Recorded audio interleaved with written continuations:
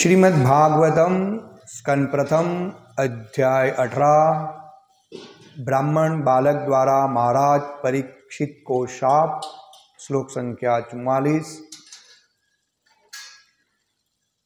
ततः इस कारण से अध आज से न हम पर पाप का फल उपैति चढ़ेगा। अनव्यव्यम विघ्न यत क्योंकि नष्ट होने पर नाथस्य राजा का वशोह संपत्ति का विलुम्पकात लुटा जाकर परस्परम एक दूसरे से ध्वनंती मारेगा, सपंती हानि पहुँचाएगा, वृजते चुराएगा, पशुओं का, स्त्रिया अर्थान धन को, पुरु अध्यतिक दशव्य चोर जनाः लोगों का समूह।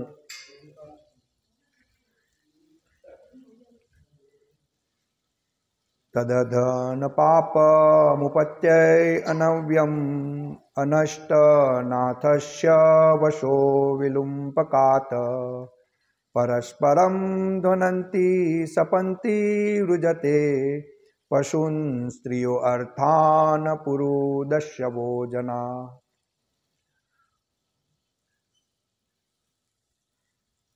अनुवाद एवं तात्पर्य श्री श्रीमदेशी भक्ति वेदांत स्वामी प्रभुपाद के द्वारा। राजा की शासन प्रणाली के समाप्त होने तथा धूर्त एवं चोरों द्वारा लोगों की संपत्ति लूटने के कारण बड़े बड़े सामाजिक विघ्न आएंगे। लोग हताहत किए जाएंगे, पशु तथा स्त्रियां चुराई जाएंगी और इन सारे पापों के उत्तरदायी होंगे हम सब। तात्पर्य, इस श्लोक में न हम शब्द अत्यंत महत्वपूर्ण है। राजतंत्रीय शासन का अंत करने के लिए ब्राह्मणों को एक समुदाय के रूप में जिम्मेदार बताकर मुनि ठीक ही कर रहे हैं और इस प्रकार जो तथाकथित प्रजातंत्रियों को अवसर दिया जा रहा है, जो सामान्यतया राज्य की जनता की संपत्ति के लुटेरे होते हैं। ये तथाकथित प्रजातंत्री लोग जनता की संपन्नता का उत्तरदायित्व लिए बिना प्रशासनिक तंत्र को हथिया लेते हैं। सारे व्यक्ति निजी तृप्ति के लिए पद हथिया लेते हैं और इस तरह एक राजा के स्थान पर जनता से कर वसूलने कई राजा बन जाते हैं। यहाँ यह भविष्यवाणी की गई है कि अच्छी राजकीय सरकार के न होने से प्रत्येक व्यक्ति धन, पशु, स्त्रियां इत्यादि को लूटकर अन्यों के लिए विघ्न खड़े करता रहेगा। ओम अज्ञानतिमिरन्धस्य ज्ञानांजनशलाकया चक्षुरुन्मीलितमेन तस्मै श्री गुरुवे नमः। नमो विष्णुपादाय कृष्ण पृष्ठाय भूतले श्रीमते भक्ति विकास स्वामी महाराज इति नामिने। नमो विष्णुपादाय कृष्ण पृष्ठाय भूतले श्रीमते भक्ति वेदांत स्वामी इति नामिने। नमस्ते सारस्वती देवे गौरवाणी प्रचारिणी निर्विशेष शून्यवादी पाश्चात्य देशतारिणी। वंदे अहम श्रीगुरुः श्रीयुतपदकमलं श्रीगुरुन् वैष्णववाच श्रीरूपं साग्रजातं सहगण रघुनाथावितं तं सजीवनं साद्वैतम सावधूतम परिजन सहित कृष्ण चैतन्य देवम श्री राधा कृष्ण पादान सहगणा ललिता श्री विशाखावितान च श्री कृष्ण चैतन्य प्रभु नित्यानंद श्री अद्वैत गदाधर श्रीवासादि गौर भक्तवृंद। हरे कृष्ण कृष्ण कृष्ण हरे हरे, हरे राम राम राम हरे हरे। तो श्रीमद् भागवतम स्कंद प्रथम अध्याय 18 ब्राह्मण बालक द्वारा महाराज परीक्षित को शाप का हम अध्ययन कर रहे हैं। पिछले श्लोक में हमने देखा कि एक राजा परमेश्वर का प्रतिनिधित्व करता है, और कैसे राजा, जैसे परीक्षित महाराज हो, युधिष्ठिर महाराज, अम्बरीश महाराज इत्यादि, ये देव गुण से, देवी गुण से, सब देवी गुण उसमें रहते हैं और शास्त्र की आज्ञा का पालन करते हैं, साधु की रक्षा करते हैं। और ऋषिपुत्र श्रृंगी ने बिन अनुभवी था और श्राप दे दिया, और ऋषि बहुत अफसोस कर रहे हैं, दुख व्यक्त कर रहे हैं हृदय से, अरे रे कि मेरे पुत्र ने क्या कर दिया। दुख इसलिए व्यक्त कर रहे थे कि अगर धर्मपरायण राजा नहीं रहेगा तो आगे देश का संचालन कैसे होएगा, प्रजा सुखी कैसे रहेगी। और युधिष्ठिर महाराज के बाद अगर कोई राजा धर्मपरायण नहीं आए तो क्या होगा। और ये सब ऋषि मुनियों को पता था कि एक धर्मपरायण राजा शासन करने के लिए कितना जरूरी रहता है, इसलिए वो बार बार अफसोस कर रहे थे, दुख व्यक्त कर रहे थे कि मेरा पुत्र ने क्या कर डाला। और यहाँ पे बताते हैं कि राजा दंड के पात्र नहीं थे, और राजा चाहते तो श्रृंगी को मृत्युदंड दे सकते थे, लेकिन परीक्षित महाराज ने ऐसा नहीं किया। इससे हमें भी समझ आता है, जब हम शिष्टाष्टकम में श्लोक पढ़ते हैं, तीसरा श्लोक, तृणादपि सुनी चीना अमानिना मान देन कीर्तनीय सदा हरि, कि मनुष्य को चाहिए कि हमेशा एक घास के तनके की तरह नरम रहे, और उसकी तरह सहनशील। तो यहाँ परीक्षित महाराज का वो गुण अपने हमको देखने को मिलता है कि ऋषिपुत्र ने उनको शाप दिया, फिर भी वो उसके सामने ऋषिपुत्र पे उसने कोई भी एक्शन नहीं लिया, कोई दंड नहीं दिया उसको, कि भगवान की इच्छा समझकर और ऋषि और ब्राह्मणों का कैसे आदर करना चाहिए, वो यहाँ परीक्षित महाराज पिछले श्लोक में हमको बता रहे हैं। तो हमें सीख मिलती है, और आज के ये कलयुग के लोगों को भी इससे सीखना चाहिए। आज सब प्रचार में जा रहे हैं, तो कैसे लोग प्रचार करने आने को, जो कृष्ण भक्ति का प्रचार कर रहे हैं, मनुष्य जीवन का उद्देश्य बता रहे हैं, उसको ही दूर से बाहर निकाल देते हैं, परमिशन नहीं देते। सोचते ही नहीं है कि हमारा कल्याण करने लोग आए हैं, और कल्याणकारी क्या है, सही क्या है, गलत क्या है, वो निर्णय नहीं कर पाते हैं, क्योंकि उसके पास ज्ञान है नहीं, और जो सही ज्ञान देने आते हैं उसको ही ठुकरा देते हैं। तो ये कलयुग की हालत है। ऐसे ही श्रृंगी पुत्र की तरह सब बिन अनुभवी है, अज्ञानी है। फिर आज के श्लोक में बताते हैं, श्रील प्रभुपाद लिखते हैं इस श्लोक में, राजा की शासन प्रणाली के समाप्त होने तथा धूर्त एवं चोरों द्वारा लोगों की संपत्ति लूटने के कारण बड़े बड़े सामाजिक विघ्न आएंगे। लोग हताहत किए जाएंगे, पशु तथा स्त्रियां चुराई जाएंगी, और इन सारे पापों के उत्तरदायी होंगे हम सब। तदत न पापमुपत्यन अनवयम। प्रभुपाद लिखते, इन श्लोक में न तदध न यानी कि हम, यानी ऋषिपुत्र बोल रहे हैं कि इस जो हमने यहाँ पे मेरे पुत्र ने श्राप दिया है परीक्षित महाराज को, उसका उत्तरदायित्व हम पे आएगा। क्योंकि सोचे समझे बिना ही ऋषि पुत्र ने परीक्षित महाराज को श्राप दे दिया। हाँ, और इसकी जो असर है, जब परीक्षित महाराज जैसे धर्मपरायण राजा नहीं रहेंगे तो आगे क्या होगा। यहाँ पे बता रहे कि राजा की शासन प्रणाली के समाप्त होने तथा धूर्त व चोरों द्वारा लोगों की संपत्ति लूटने के कारण बड़े बड़े सामाजिक विघ्न आएंगे। क्योंकि राजा की जो शासन प्रणाली है, जो धर्मपरायण और वर्णाश्रम धर्म की स्थापना करने की, चोर लुच्चे लुटोरों से रक्षा करने की प्रजा की, तो जब धर्मपरायण राजा ही नहीं रहेंगे तो धूर्त व चोरों द्वारा लोगों की संपत्ति लूटने के बड़े बड़े सामाजिक विघ्न आएंगे, यानी कि विघ्न चालू हो जाएगा। हम देख रहे हैं कलयुग में। आज हम मैराथन नहीं हो तो भी, लेकिन ज़्यादातर हमको मैराथन में हम समय ज़्यादा देते हैं पुस्तक वितरण में, और हमें रोका जाता है और डरते हैं कि भाई हमारे वहाँ चोरी हो गई है अपार्टमेंट में, रो हाउस में, अभी 2 दिन पहले ही हुई, 4 दिन पहले ही हुई। इतनी ज़्यादा सिक्योरिटी, कैमरा लगा है, फिर भी चोर धन लूट के चले जाते हैं। और यहाँ पे श्रील प्रभुपाद लिखते हैं, ये श्रीमद् भागवतम तो हजारों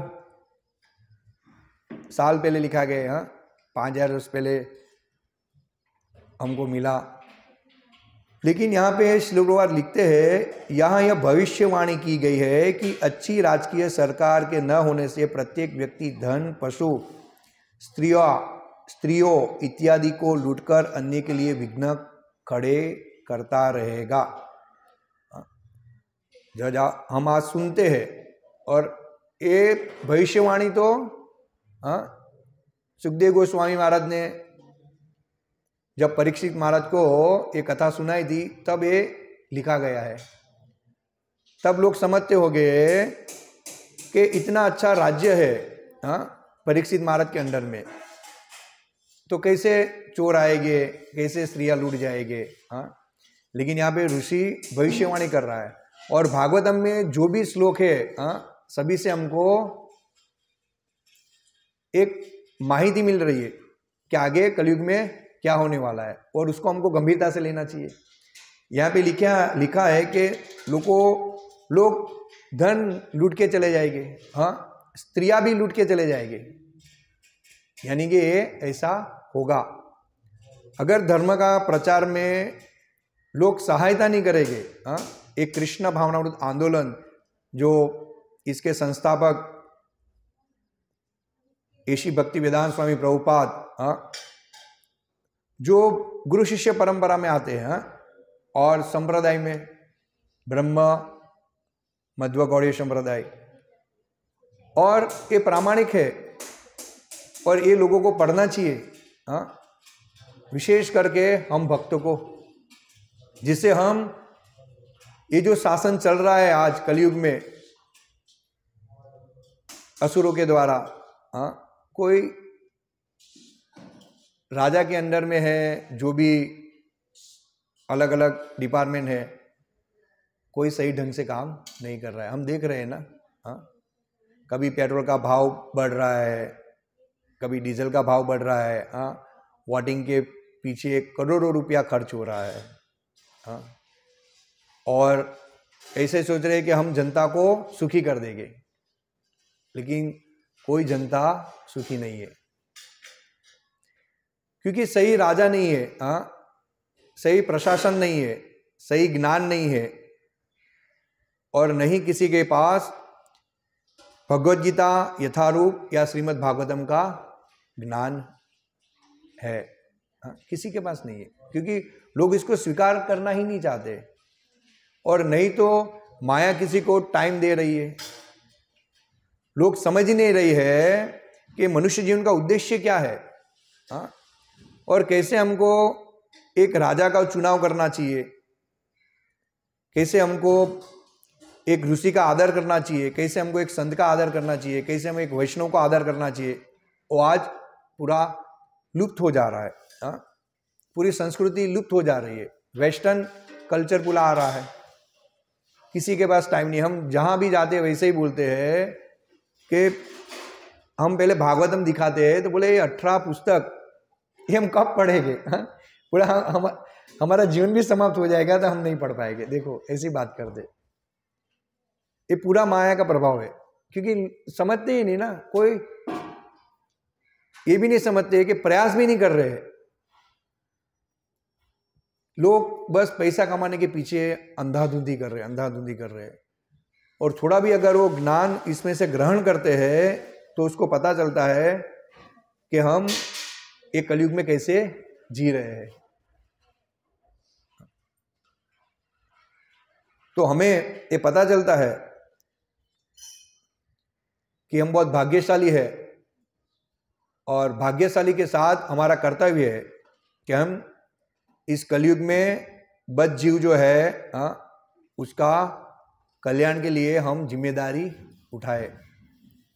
सव्यसाची प्रभु का लेक्चर था, तो सव्यसाची प्रभु यही बता रहे थे, एक गुरु और शिष्य का गाढ़ संबंध कैसा होना चाहिए। उसमें लेक्चर में बताया कि सबको जिम्मेदारी लेना चाहिए, और हमारा कुछ लक्ष्य होना चाहिए, और हम जो लक्ष्य के लिए हमने गुरु की शरण ली है, हमने दीक्षा ली है, वो लक्ष्य को हमें रोज स्मरण करना चाहिए, वरना हम वो लक्ष्य तक आगे नहीं बढ़ पाएंगे।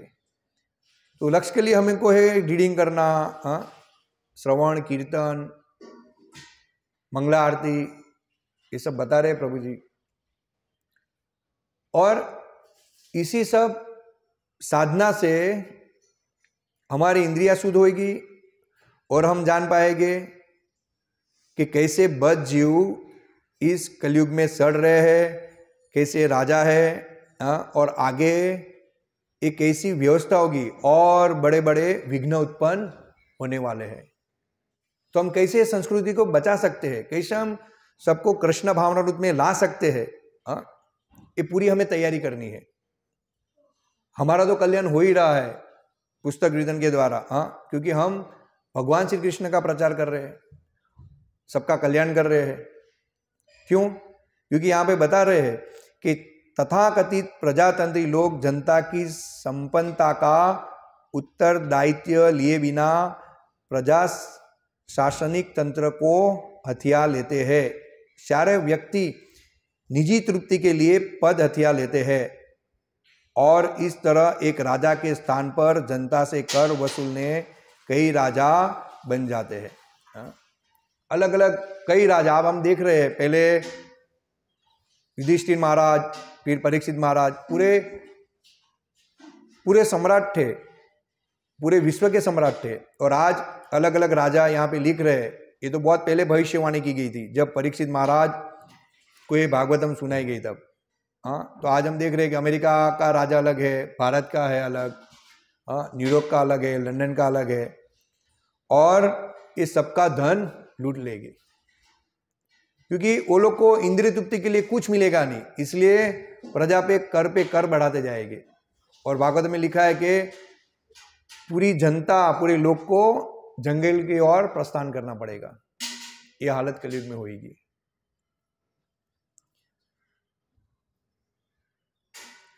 फिर श्रील प्रभुपाद लिखते हैं, पशु तथा स्त्रियां चुराई जाएगी और इन सारे पापों के उत्तरदायी होंगे हम सब।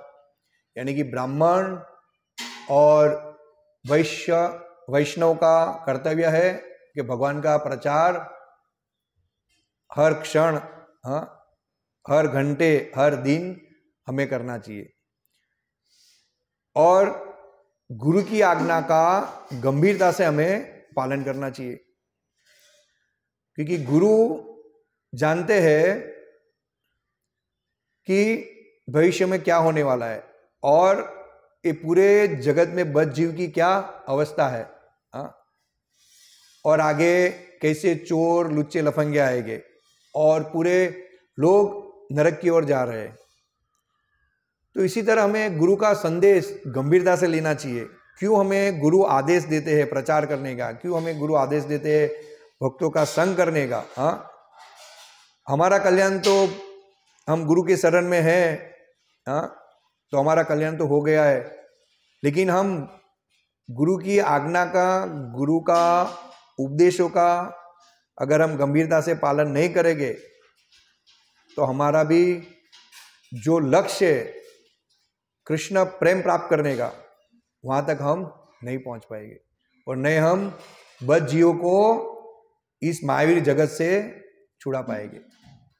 अगर हमको भी ये माया से और कलयुग के दोषों से दूर रहना है तो हमें भक्ति में पूर्णतया समय देना पड़ेगा, वरना अभक्त और भक्ति के बीच में बहुत बड़ा डिफरेंस नहीं रहेगा। हम धीरे धीरे फिर इंद्रिय तृप्ति की ओर आगे जाएंगे, कि हाँ ठीक है, दीक्षा ली है और हम 4 नियम का पालन कर रहे हैं और 16 माला का जप कर रहे हैं और कभी कभी डिस्ट्रीब्यूशन में जा रहे हैं समय मिला तो ऐसे हमारा सदगति तो होएगा, लेकिन सदगति होएगा, लेकिन जरूरी नहीं है कि हम वापिस अगले जन्म में वापिस हमको भक्त के घर में जन्म मिला, लेकिन तब एक कलयुग का प्रभाव और होएगा। स्त्रियों लूटी जाएगी, देखो कैसा माहौल होएगा, कलयुग के एक एक लक्षण बताते। तो उस टाइम पे हमको शुद्ध भक्त की कमी होएगी हमारे बीच में। हाँ, हमको भक्तों का संग नहीं होगा जब हम अभी नहीं ले रहे हैं। जो चैतन्य महाप्रभु अभी 500 550 साल पहले हमारे ये भारत में, भारत भूमि में थे, और अभी वो ये सब उपदेश हमको देके, हरिनाम देके, कृष्ण भक्ति देके वो वापिस अपने धाम गए।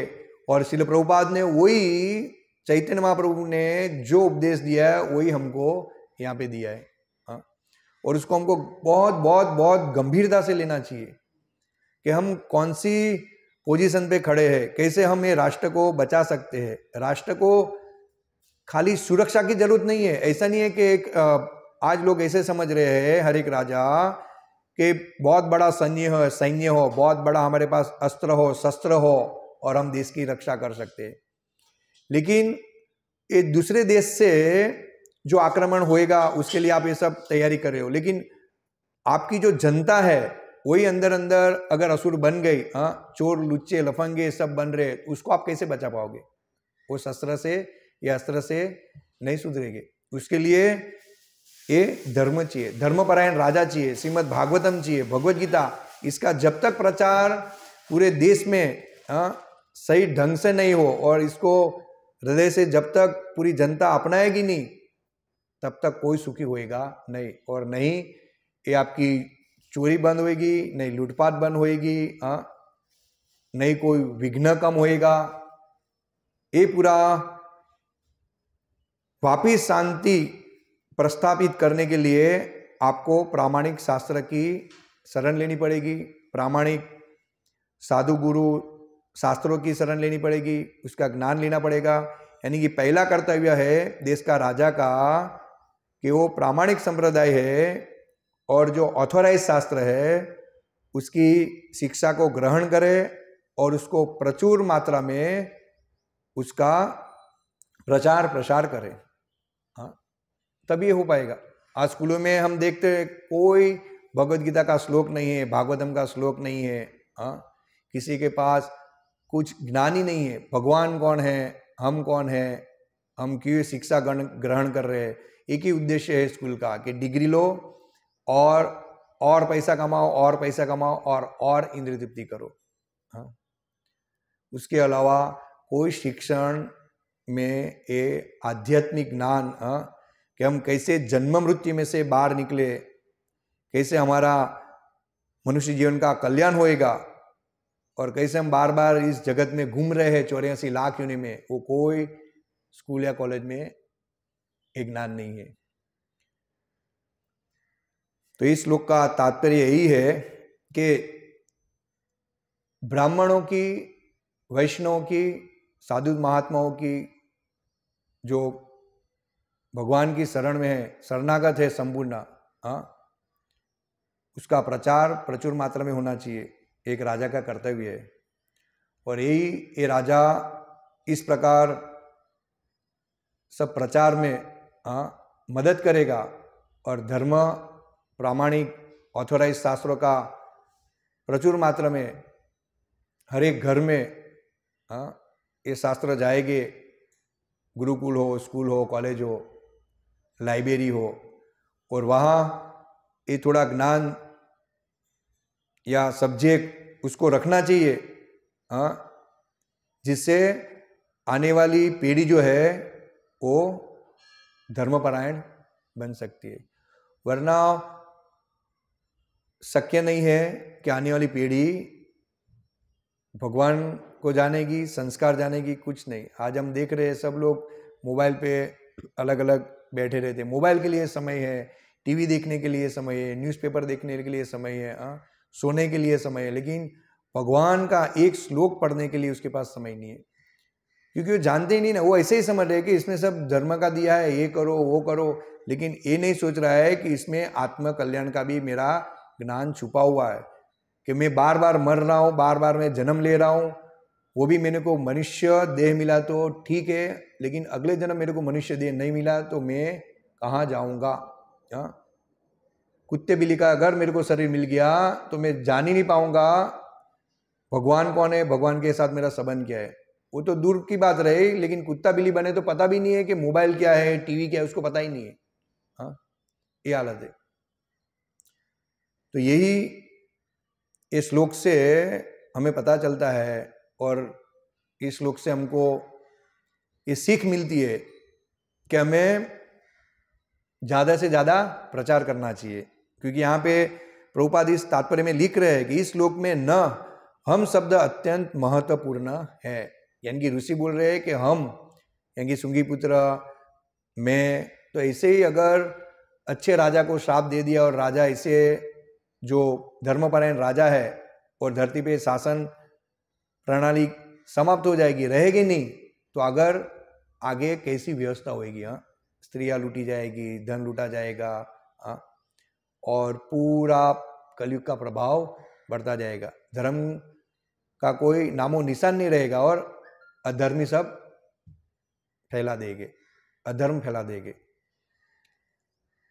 इसलिए हमें ज़्यादा से ज़्यादा प्रचार करना चाहिए, ये हमारी जवाबदारी है। प्रभुपाद इस श्लोक से बोल रहे हैं कि हर एक वैष्णव की ये जवाबदारी है, ब्राह्मण की जवाबदारी है कि राज्य में भक्ति का, कृष्ण भक्ति का प्रचार प्रचुर मात्रा में होना चाहिए, जिससे सब कुछ व्यवस्थित हो सके। सब कुछ, घर के सदस्य भी भक्तिपरायण बन सकते हैं, चोर लुच्चे लफंगे कम हो जाएंगे, क्योंकि शास्त्र ज्ञान ऐसा पावरफुल है। हरे कृष्ण। श्रीमद् भागवतम की जय, श्रील रूपाद की जय। वांछा कल्पतरुभ्यश्च कृपा सिन्धुभ्येव च पतितानां पावनेभ्यो वैष्णवेभ्यो नमो नमः।